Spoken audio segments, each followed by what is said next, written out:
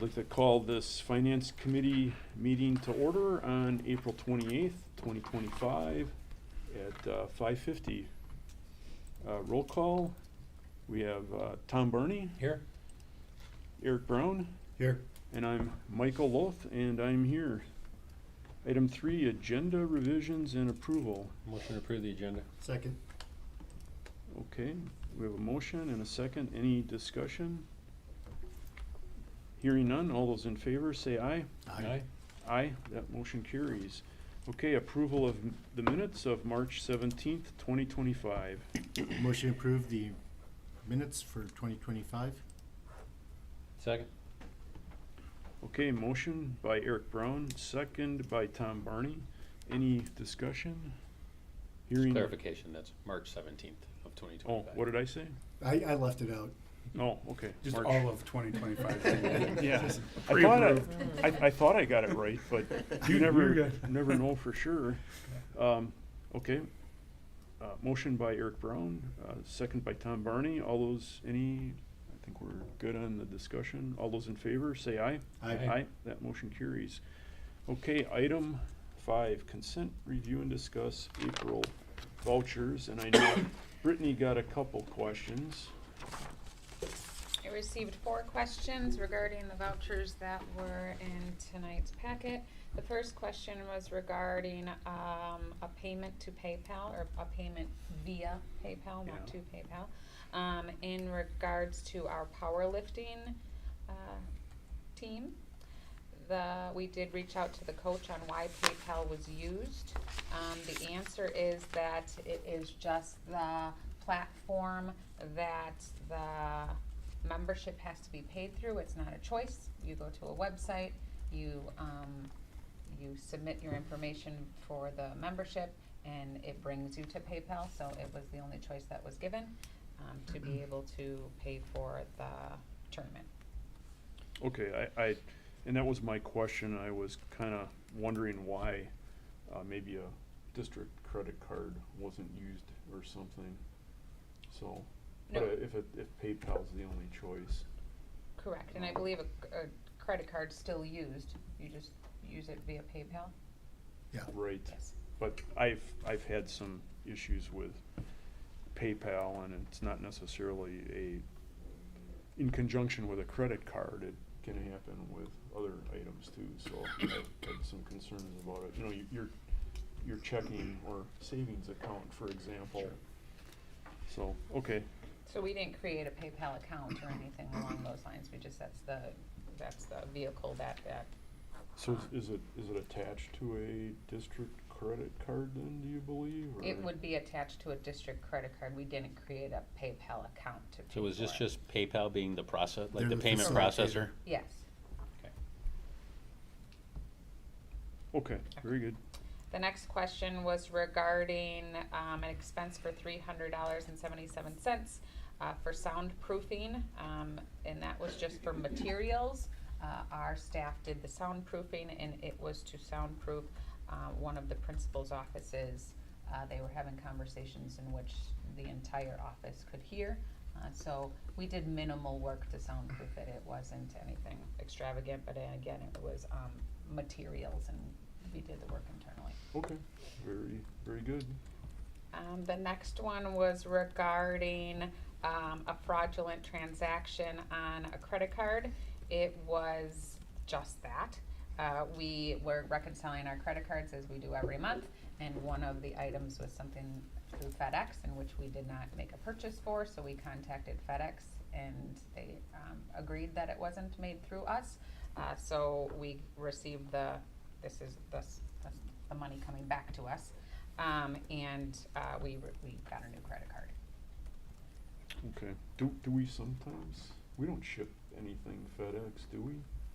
We may ship things FedEx. We get FedEx all right. the time. Okay.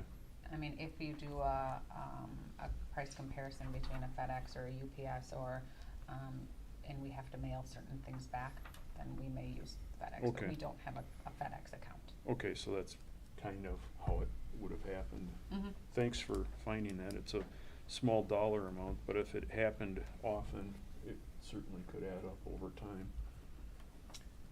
And And then the last question I received was regarding, expense for $1,956.80, for a company called Sigorama, if I'm saying that correctly. And that is for, the high school counseling office. They did have some, signs made, so their office is similar to the, graphics or, the mascot signs that are in the main office. They're next to each other, so they decided to, I guess, bring the school spirit over to their office as well. Okay. Those were the only questions that I had tonight. Okay, sounds good, very good. I will, take a motion, interesting in the graphics, when I saw the price, I just thought, wow, that must be some graphics, but I guess it takes time to do that sort of work. It was approved by the principal. He worked with his staff to make it consistent, and I believe it was the same company that did the ones in the office, so it's identical. Okay, very good. I can make a motion to approve the consent to payment vouchers as presented and reviewed. I'll second. Okay, motion by Tom Barney, second by Eric Brown. Any discussion? I'll just point out those are the April vouchers. Okay. Yeah, sometimes it's not, clear which vouchers we are doing, so it's the April vouchers. Correct. I mean, it's a combination from when the last meeting was to this meeting, so I will probably state that it has some of the previous month in it, but the majority is, so that's what I Yeah. put on there. If you'd like a slash in me listing both months, I can do that, but the majority is in April. I think since we're doing them later in the month now, you know, we can just say April, like in this case. Also, I'd like to point out, the whole board is here for this, so I'd like to thank the whole school board for being at the finance committee meeting.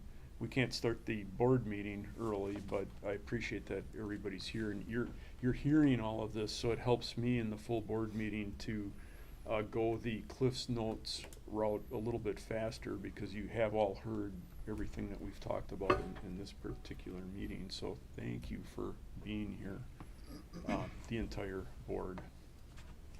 Okay, no further discussion? All those in favor, say aye. Aye. That motion carries. All right, reports and updates. Item 6A, it's the March variance report, and that is Brittany Altendorf, please. In front of you today again is the March variance report. It's a monthly report that I bring to the finance committee that shows our two largest funds, which is the general fund and the special education fund. The top of your report, as usual, is the expenditures, and then the bottom of your report is the revenue. This report just shows the finance committee where we were at compared to this time last year. So the board and the committee can be aware if there's any outliers or anything that we are watching throughout the year. This report is pretty standard. There are areas that we are watching. We do have some additional expenses such as a sinkhole and some other projects in buildings and grounds. So going over in those areas of the budget, Frank is watching the other line items in his budget to make sure his whole budget doesn't go over.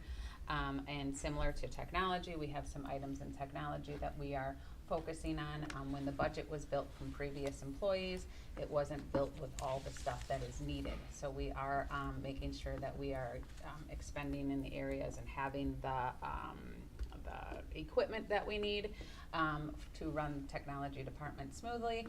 So we are going over budget in that area slightly because of the budget wasn't set appropriately. But we are taking that into consideration in other areas of the budget. And then we also do have expenses that we are incurring this year that we will get reimbursed for next year, which which are some of the reasons we have an overage in the technology area, not necessarily the technology budget. So In the special education area of expenditures, you can see that we have exceeded our expenditures from last year, about $300,000 that is planned for, and that's in the salaries and benefits area. I do want to note again I do want to note that in the general fund, employee benefits, you can see is consistent to last year. We do not have an increase so far in health insurance. We did have a meeting with our health insurance brokers recently that we are still on track to end the year. They say 97 to 98% spent. Obviously, 100% spent is the whole budget, but in the previous years we were over the 100% spent. So the things that we are doing as being self-funded for health insurance is working. So we do have a 3-month lag on invoices for health insurance, so they are still projecting us to spend out the whole budget. In the area on the bottom of the report, we have the general fund revenue and revenue and the special education revenue. I've stated in previous meetings that the revenue is pretty much standard schedule. We receive state aid, we receive property taxes, we know those amounts and they will be on budget. The only other variances that we can have are similar to what I've spoke about previously. For an example, if we have a grant the previous year and we receive the revenue this year for expenditures that happened in a previous year, or if we have when we claim our expenditures for grants, flow through grant or Title I grant, depending on when we're claiming them throughout the year, you can see the revenue coming in faster or slower. So that's based on our cash flow and our expenditures in which we claim the funds back. You can see at the bottom of the page, as of March 31st, our general fund has about $14 million in it. Our special education fund is negative $4 million with a balance in our overall fund balance of about $10.3 million. I'm sure you are aware, but at the end of the year there is a transfer from Fund 10 to Fund 27 to cover that negative amount. So it will be negative the majority of the year for some of the new members that aren't aware of that. Mm-hmm. Any questions? I can't think of any, and I won't cover it in quite such detail in the full board Okay. meeting either. So thank you for that. All right, next item is under reports and updates, item 6B, sponsorship guide, and that is Brittany Altendorf also, please. Over the past couple of years, we have created and streamlined our process when it comes to donations. So we have an internal process that when someone suggests a donation, they fill out a form. Depending on what is being donated or asked to be approved to be donated, we reach out to which department it may affect. So then if that department agrees with what is being donated, it then is brought to the board. So it shouldn't be brought to the board for approval until behind the scenes we have the process completed. So we are comfortable with that process now, and so we are moving on to possible sponsorships or naming rights. We do have areas of our school district such as the football field and on the scoreboard which have naming rights. We don't have documentation for how long, what are they for, those type of things. So we believe that there should be a process set in place similar to donations, obviously longer durations and larger dollar amounts. So there is a record of what naming rights or sponsorships there are. We do have like banners at some of our fields that again are placed there at some point in time in which we are aware, you know, how long they've been there, how they got there, those type of things. What is attached is a complete sample.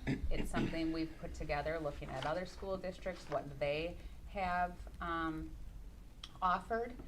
So we are gonna go through the process of like designating where where our locations would be. We don't want someone just coming and saying, I'd like to put X banner right here. We'll have designated spots throughout our district on where we would allow sponsorships for. So we will set those. We will also set the donation levels or the naming right obligations. We'll lay it out in this so people are aware of what they're going to get for the dollar amount that they are donating to us. And then we are gonna have to create an internal process of what is, if someone wants to put their name on something or sponsor some area, that we have a process internally to make sure everything listed on there is provided to the person that's donating the fund. And then we would also have to work with the vendors, because we'll need banners created, we'll need signage created, and we'll have to come up with some type of vendors to make sure that those are consistent year over year. And then, again, sorry, last one, we will have to come up with our internal tracking and contracts and agreements with the donors. So we're at the beginning stages. We have done a lot of work, but we are not ready to roll out. It would be our idea to roll it out on July 1. So I would like to bring a more formal draft to the board in May, if possible, and then a final draft in June.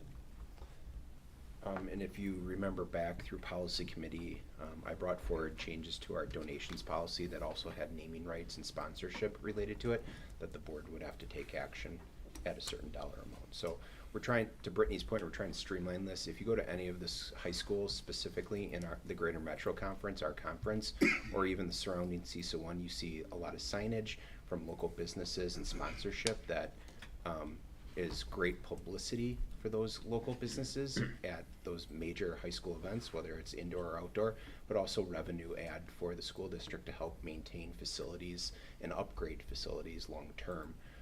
So it's a win-win with both community and school district. Okay, it's been a long time since the full board or any committee has talked about this, so I appreciate you bringing this forward, Brittany, and I think it's a good idea, and we need to get a handle on it, and I think July 1st is perfect.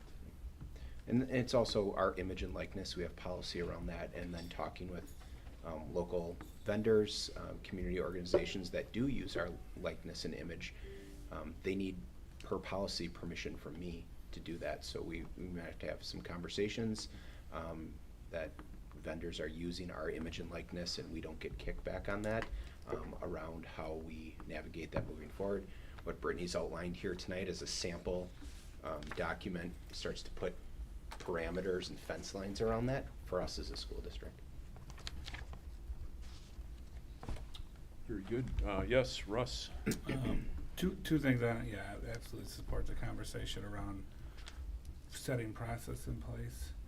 I think there's gonna be more conversation around more processes, as we just saw the WIA voted to some degree on NIL deals for high school athletes, which is, I'll save my opinion on that, other than that it's mind-boggling considering it's computer chaos at the collegiate level. But that is going to be a reality at some point here. And then just nitpicking on the first page of the document here, all the student athletes, the 3 in the lower right corner have been transposed. So Yep. if we can, Go they back- probably it's look backwards. visually Yep. nice that Yep. way. Oh. And this is just my graphic art. Again, background. this is draft. Right? Yeah, it's my graphic art. Just like background. if you want to sponsor the field house, it's $0, I think, right now. So Yeah. if anyone wants to sign up. Those scenarios where maybe we'll pay you if you let us put your logo up backwards, I guess. Yeah, something like that. Yeah. But exactly. just- Yep. Yeah. We But wanted yeah, to show thank- some type of product tonight. Thanks for thanks for bringing this forward, because it is needed to put that process in place, and when there's understanding built around it, people, less feelings may be hurt. Correct. Because there's blatant information we can hand them, it's clear, it's consistent from vendor to vendor or donor to donor. Yep. As well as donors having a sense of pride and understanding why their sign is up on, whether it's a Absolutely. fence line or scoreboard or whatever it might be. With that, let's wallpaper. No. Yeah, You, yeah, 100%. did anyone catch it? You used NIL? What is that? Oh. Name, image, and likeness. Likeness. Okay. Very good. It's pay to play for non-professional athletes in collegiate levels and now apparently at the high school near you. Yeah, it's happened, it's already happened in multiple states across the country at the high Yeah. school level, which has been interesting to read about and understand. It's completely the wild, wild west. Yep. As far as, So Mike, you gave me a look, so I'm a local high school athlete that's really good, and maybe the local restaurant or car dealership will give me money to put my name, image, or likeness on their banner or their billboard or their commercial. Okay. So it's already happening at the collegiate level, now I- it's tearing down to the high school level. The reason for the face was I was curious if they were offering a patch or something to put on the high school uniform. That's not, No. that's not No, what's. no, it's this is, individual. this is It's separate from individual. the Yeah. sponsorship. That would be I'm different just- if a company said, we'd like to put a patch on your jerseys. Yeah. That would be this That'd be- conversation that the And- board would have a discussion around. Right. And just, why, and, cause people are gonna be, there's gonna be some ruffled feathers with this, advertising and donation process, cause there are some blank timeframes out there that there's no documentation behind, and that's what this administration's been trying to clean up. We're gonna have some people that are probably not thrilled about it, but understand this is why we have to start acting as more of a professional entity, given we're a $67 million budget, and now we're gonna be dealing with assisting kids on dollar deals somehow. Yeah. This is wild on the player side at the high school level, but if we can't get our own stuff right, how are we gonna help them, I guess? Yeah, good point.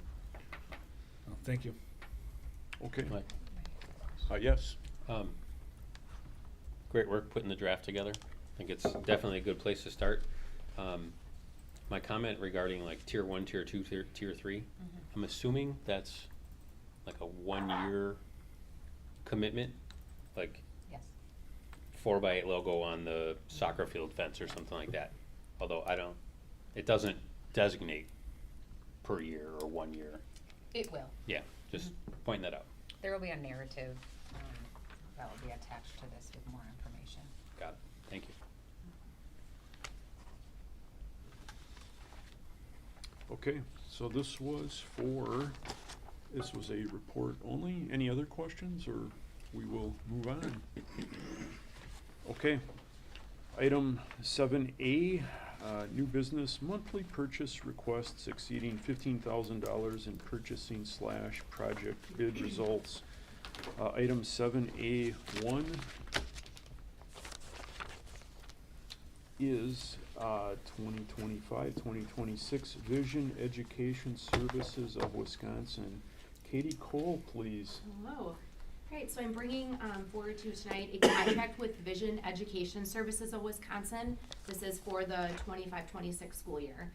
Vision Education Services provides special education services in the area of vision and orientation and mobility. They're provided by licensed specialists, and these are for our students that have visual impairments. The contract for next year is based primarily on the students that we have currently with vision needs that are in their individual's education plan. So with that, there could be changes, like I brought forward to you all this year with amendments. This is the original contract that we'll start with next year for those vision and the orientation and mobility needs for the students that we currently have. If I could add. Sure. Mrs. Cole's done a nice job. This usually came through the CISA 1 contract, and she has done a nice job this year of looking at that CISA 1 contract, the services provided, the quality of services provided, and has looked into other educational services and their quality using references. So this is coming at us at a lower cost than what we've seen in previous CISA 1 contracts, with a recommendation from other districts of higher quality service. So I'd like to make note of that she's done her homework to make sure we're spending every dollar for the best quality service we can have. Yes, you'll notice with the CISA 1 contract, which I will be bringing later, that those services will be removed from there then. We will not see vision or orientation and mobility any longer on the CISA 1. We will still use them for other itinerant services, but we are going with this company for the upcoming year. Okay, yeah, a couple questions from me, just reading all the material. This is not for every student in the district, it's just Correct. for the visual. Correct, for Impairment. students, and it needs to be written within their IEP, Okay. their plan, that they receive those services in order for us to provide them. Okay, and then, under item 1, the terms, number 2, it talks about a $800 charge, and then number 3, a $400. Correct. Can you explain what Yeah, those so with charges? CISA, we also have, when we have an initial evaluation, so a student that doesn't have an IEP plan, we have to do evaluations. That's not part of the contract, because that's based on the students that already have IEPs. So there is a separate cost for evaluations. And then you'll see a $400, that's for reevaluation. So every 3 years, we have to reevaluate students to see if they still qualify for services. So we did have, there were similar charges with CISA as well Okay. for those. We have those accounted for in a different line item in the special ed budget. So we do, I know which students will be having the reevaluation next year, so I accounted for those. And then we have to do an estimate about how many students we have each year that would have a vision impairment potentially. It's not many, but we do have that accounted for as well. So that's a separate cost, yes. Okay. I don't think I have anything else, I guess I do. Under item 4, insurance, item B is talking about automobile liability insurance. Are we expecting these people to be transporting our students? So one of the things that orientation and mobility includes, if that's a student who's visually impaired, is how to navigate their environment.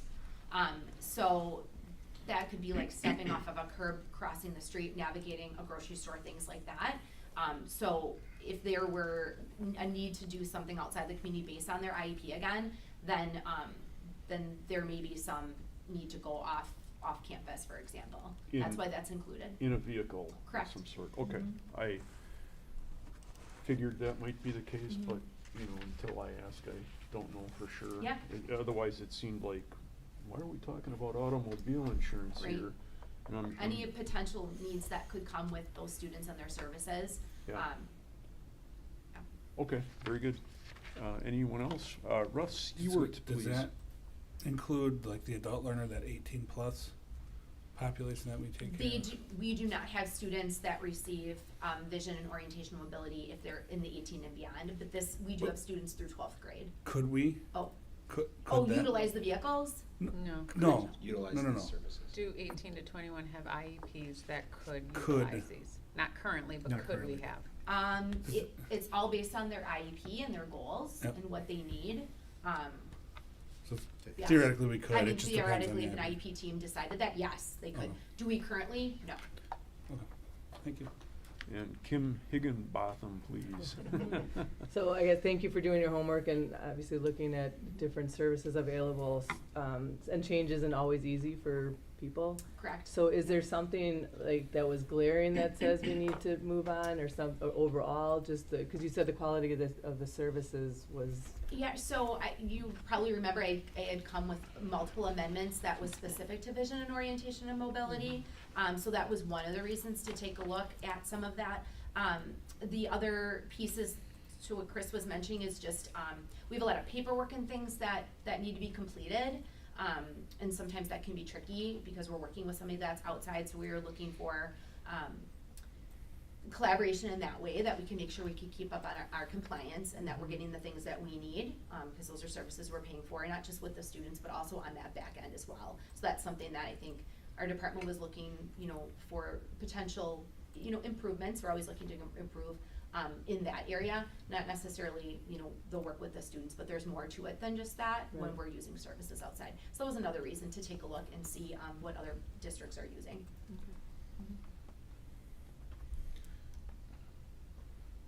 Ready for a motion? I'm ready for a motion. Motion to move forward with a positive recommendation from the Finance Committee to the Board of Education to approve the Vision Education Services of Wisconsin LLC contract for the 2025-2026 school year, not to exceed $112,000, funded out of the IDEA flow-through grant. I'll second. Okay, motion by Tom Barney, second by Eric Brown. Any further discussion? Hearing none, all those in favor, say aye. Aye. That motion carries. Okay, our next item is District Office DX Unit Number 2 replacement. That's item 7A2. Frank Lord, please. Yes. I don't think we have to go in quite the detail Sure. that we just went through. Yeah, so I had an overview of the district office direct expansion, which is where the DX comes in. Unit number 2 is in need of a replacement. It was installed in 1991 with the previous addition. There's been several repairs done to it, and it is now deemed a priority as it's in a failing state. This is a change in the 5-year capital, which will be presented with an update or updated for the next, whenever we bring it next, considering the facilities assessment, but it'll be on the updated 5-year capital. We had went with Butters Fetting due to our relationship and their ability to continuously uphold our expectations and in a budget-friendly manner. The cost to replace the DX unit number 2 is $60,915, $36,700 which for equipment, and $24,215 for the install and labor. I think the 5-year update will be next month because we should have a building and grounds committee meeting next month too, right? Every month. Very good. Okay, I will, I think we covered all of this in building and grounds just before this meeting, so I'll take a motion. I'll make a motion to move forward with a positive recommendation to the Finance Committee, to the Board of Education, to hire Butters Fetting Company to replace the DX Unit Number 2 in the amount of $60,915, funded out of the Capital Improvements Budget, Fund 41. Second. Okay, motion by Eric Brown, second by Tom Barney. Any further discussion? Just really quick. Yes, Russ. I just wanna thank you guys for including, what fund these expenditures are coming out of. It helps, especially if someone's first learning our budgetary process and doesn't understand what all these funds are used for. It definitely helps highlight that this fund is used for this type of expense, right? So I appreciate that. Thank you. Right. I do not have all the fund numbers memorized, believe it or not, but when I hear them, I recognize them. So yeah, you don't have to worry about memorizing them.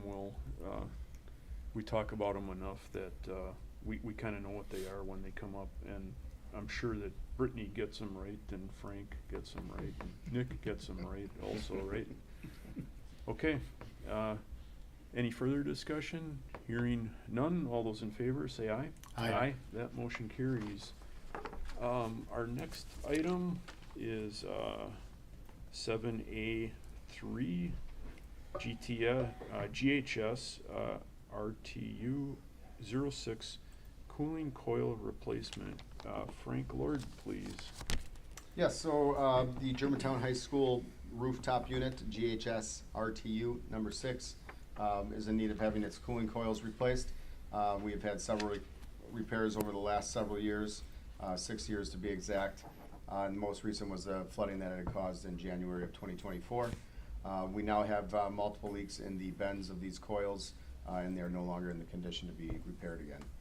The replacement of both of these is on the 5-year capital improvement plan for 2024-29, as presented on January 27th, 25. Staff sent out a request for a quotation to replace the 2 coils and 3 competitive contractors, and Butters Fetting was the only contractor to submit a proposal. The district has utilized Butters Fetting Co. for countless projects and repairs to date, all which have been completed in a budget-friendly and highly satisfactory way. Motion to move forward with a positive recommendation from the Finance Committee to the full board to hire Butters Fetting Company to replace the cooling coils in GHS RTU 06 in the amount of $44,130, funded out of the Capital Improvements Budget. I'll second. Okay, motion by Tom Barney, second by Eric Brown. Any further discussion? I think one item we didn't cover in building and grounds, the reason for the flood is this is actually a chilled water user, you might say, and that chilled water coil happens to be above the ceiling in the cafeteria, correct? Yes. Yep. So it's not a freon leak, it's a water leak that happened to be in the cafeteria. Yes. So, okay, just wanted to No, it's- clear that up for our viewers at home. Any further discussion? Hearing none, all those in favor, say aye. Aye. That motion carries. Okay, our next item is item 4, item 7A4, smart board replacements. Nick Kleinhofer, please. So viewing devices, especially smart boards, have become kind of a standard in our classrooms. We have identified a few classrooms that are still lacking those types of devices. So this request is for 4 smart boards at MacArthur and 2 at County Line Elementary. This, in conjunction with the Rockfield item later on, will complete all of our classrooms. So there's a viewing device or smart board in every room. So I solicited bids for these from a few vendors. The 2 lowest came in right next to each other. The lowest being Bloom at $16,770. Okay. The items that have kind of an overhead projector, are those, I kind of remember those being called smart boards also. Yep. So these are, I looked it up, and these are actually HD big screen TVs these days. Yep. So I see the old style smart board. I see we're still buying projection bulbs for those, which are, they're not that expensive, but they're expensive. I think they're also heat producers, probably more so than the HD TV screen version. Is there a plan to start replacing the ones that use the bulbs and so on? I don't know how many of those we've got. At one time, I know that we were, you know, we would have put one in every classroom if we could have afforded it. So are there a lot of those in use yet? Yeah, It's gonna be a while. Yeah, so this has been a hot topic of discussion for us. I think now that we've like completed filling out the rooms with devices, now we have to kind of shift our focus to maintaining the fleet we have. Yeah. I don't have the exact number in front of me, but I'm pretty sure it was around 90 to 100 of the old style Oh, that yeah. you're talking about. None of those have been replaced. Yeah. The odd lamp or projector here or there. I should take that back. Some have been replaced over time, and we're kind of Frankensteining them. Like, we'll have an old school board, and if one of them that's still in production is acting up, we'll kind of try to fix it with what we have. And then at some point it's beyond repair, and then we're looking at replacing it with the newer device. The new style of the TVs have been much more reliable and better to use. They've been around for, I'd say, about 6 years now. Yeah. So, and you're right, we're still replacing lamps for projectors. In general, the ROI is, the TV style is a better ROI, but it takes a long time for that to pay off, because the bulbs are like sub $100. So that's a sustainable way to just keep us going for now, but we do need to look towards replacing those. Great. Kim? Are there any companies that have any sort of trade-in value for, you know, if we were gonna get rid of our older ones to try to replace? I don't think we've ever tried to trade in or resell a retired projector or smartboard, because, I mean, they're, the style we were just talking about where it's a projector and a board, those are, the majority of them are 10, 15 years old or even older. Obsolete. So yeah, they are obsolete. And those two, we'll take those projectors, and if one dies, we'll use, Parts? yeah. Pieces of And parts? Nick, correct me if I'm wrong, that company is no longer in existence, actual brand name Smart Board, It is. but they're not producing new versions. Oh, yeah, that style, yeah. Yeah. Yeah. So we kind That's of why we're using replace the- internally because there's not new product coming out. Right. Yep. The HD TV version of this, are these LED type screens? I'm actually not sure. I would say it's at least LED. Yeah.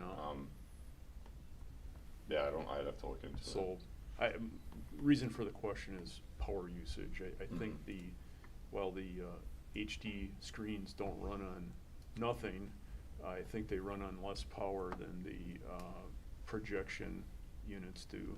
And while we're not fully air conditioned by any means, certainly I think the bulb, you know, we might have to coordinate which rooms have air conditioning and which rooms keep the old style smart boards. You know, we're probably good enough to figure that out. You got air conditioning, but you don't get the new HD TV because you got air conditioning. I'll have to add that Right, I'll have to column to put- my Might, spreadsheet. the cost of that transferring the boards though might be way more expensive than Yeah. what you're discussing. Motion to bring forward to the Board of Education with a positive recommendation from the Finance Committee to purchase 6 smart boards through Bloom for $16,770. I'll second. Okay, motion by Tom Barney, second by Eric Brown. We're gonna be done before 7. That's fine. Just wanted to let you know.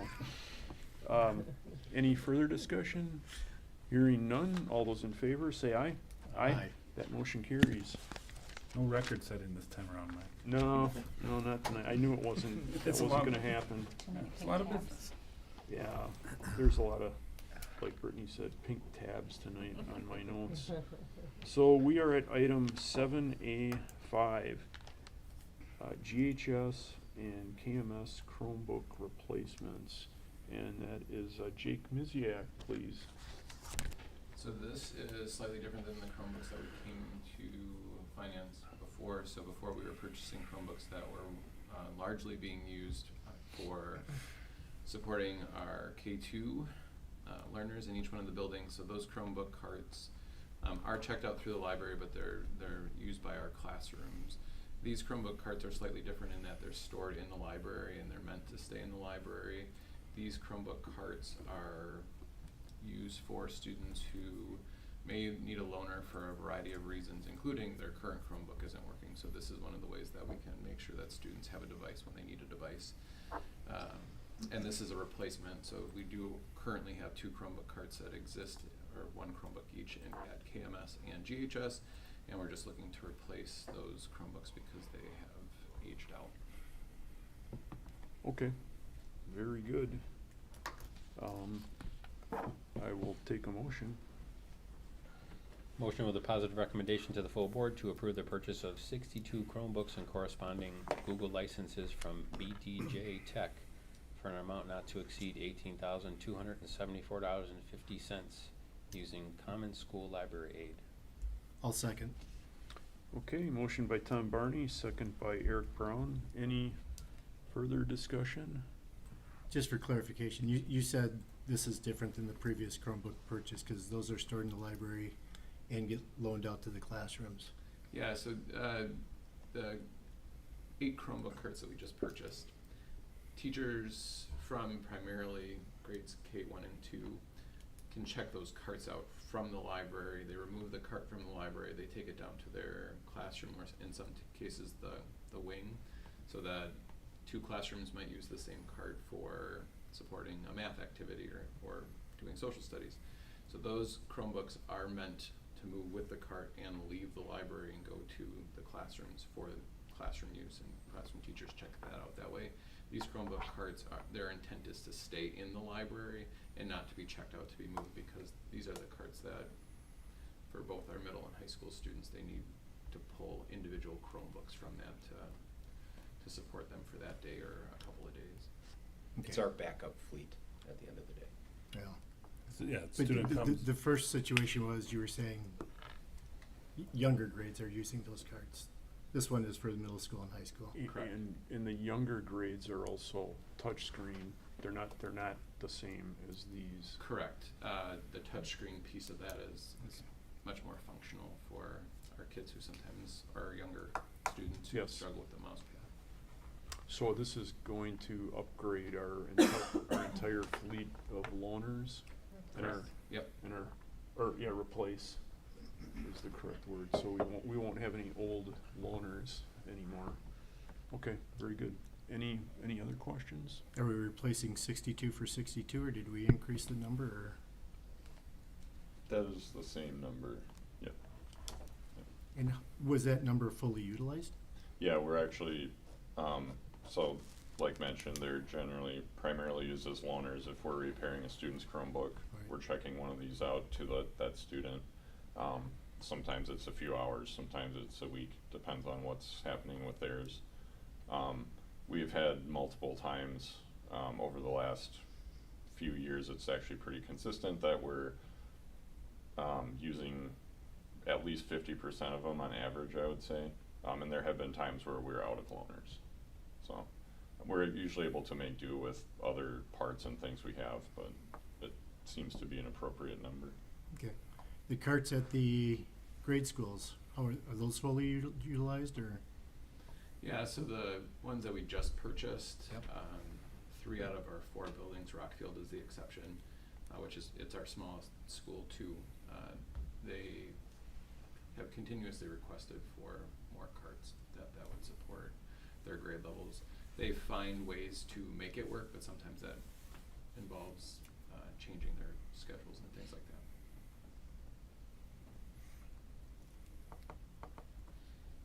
Okay, any other questions? All those in favor, say aye. Aye. Aye, that motion carries. Next item is item 7A6, Rockfield Smart Boards. And that's Nick Kleinhofer, please. Much like the last smartboard item, it's kind of the same story. We're just filling in the classrooms that don't currently have them. The main difference here is that the Rockfield PTA will be donating these. Okay, I'd like to thank the Rockfield PTA for that. And I will take a motion. Motion to bring forward to the Board of Education with a positive recommendation from the Finance Committee to purchase 6 smart boards through Bloom for $16,770 pending board approval of the donation from Rockfield PTA. I will second. Okay, motion by Tom Barney, second by Eric Brown. And I'll just repeat, I believe, Nick, you said with the purchase of these 6 and the previous 6, we now have 100% coverage in all of our classrooms, which is excellent. I wish we would have had such items in the classroom when I was in grade school. We did have 16mm projectors. Any further questions? All those in favor, say aye. Aye. That motion carries. Okay, and item 7A7, GHS server room update. Nick Kleinhofer, please. This one's a little more involved. It's multiple parts. So the first part is the air conditioning unit, which Frank can speak more to exactly what's wrong with it, but for the past couple of years, that unit has been acting up and not, either not working or not able to keep up with the demands of that room. So much so that we've actually had the door to our server room open for the last couple months with a fan in it. So not only is that an issue for the equipment, but it's a security issue too. On top of that, we've got the second part, VMware server software license. This is a software we've been using for a long time. It's part of that infrastructure. They changed their licensing model last year. We're still on the licensing from prior to that. And we can't continue to function that way because we need the, support from them. We don't have a current license, we don't have support, so if something goes wrong with it, we're on our own. Part 3 is the server hardware that hosts VMware and all of our virtual servers. Those physical servers were purchased in 2017.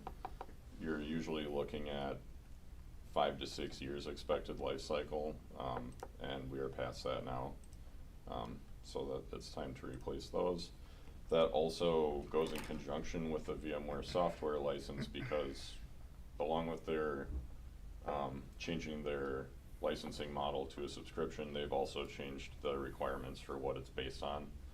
It's now based on the processor cores in the servers, the number of cores. Our current servers have a very high number of cores, which makes them very powerful, but that also makes the new licensing model for VMware like astronomical. So the new server hardware will have less cores, which are faster than the existing ones, and it'll put us in a much better place for that VMware license. And then the last part 4 is a new battery for the battery backup unit in that room. The current battery is, it's at least from 2017, and right now it has about 30 seconds of runtime. The server room is on the backup generator, so as long as the generator kicks in, like right now, it's still okay, but if there's any hiccups, we're in trouble. So the new battery will bring that back up to, I think it's about 5 minutes of runtime, which isn't a ton, but that gives us a much better leeway for the generator to come Yeah. online. That's kind of a relay race for the generator Yep. at 30 seconds. Yep. What type of battery is it? It's not lithium ion, I think is it nickel NiCad? I'm not 100% sure. Yeah, I mean, I wouldn't say if it was lithium ion, we should not use it, you know, if it's in the appropriate room in a appropriate spot. Now the server, we just upgraded a server at the high school a few months ago, I believe, and that was more HVAC building controls related. Yeah, that was a virtual server, so that's a server that's like essentially that entire thing was software, and that is running on top of this VMware server platform. So that was like the Windows operating system, and then the Metasys software that runs the HVAC units.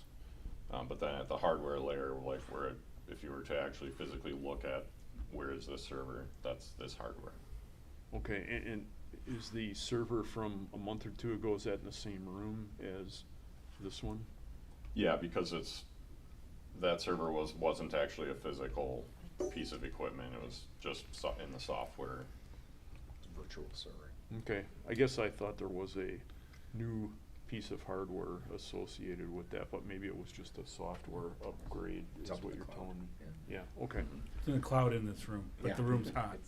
yeah. Yeah. We don't want it to rain. Yeah. Yeah, Air conditioning. the, It's all connected. you know, it's daunting trying to, you know, keep track of everything that we approve from month to Yeah. month.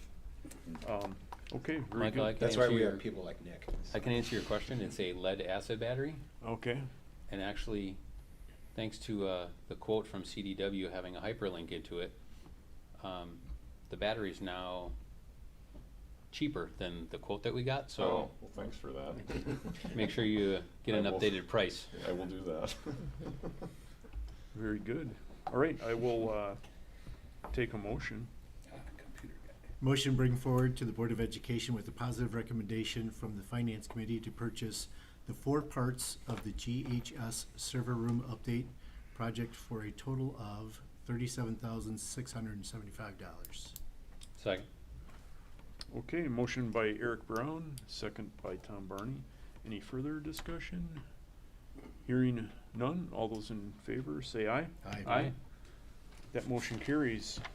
I believe we have one last motion. Move adjourn. Second. Motion to adjourn by Tom Barney, second by Eric Brown. Any discussion? Hearing none, all those in favor say aye. Aye. Aye. We are adjourned at 6:45 PM.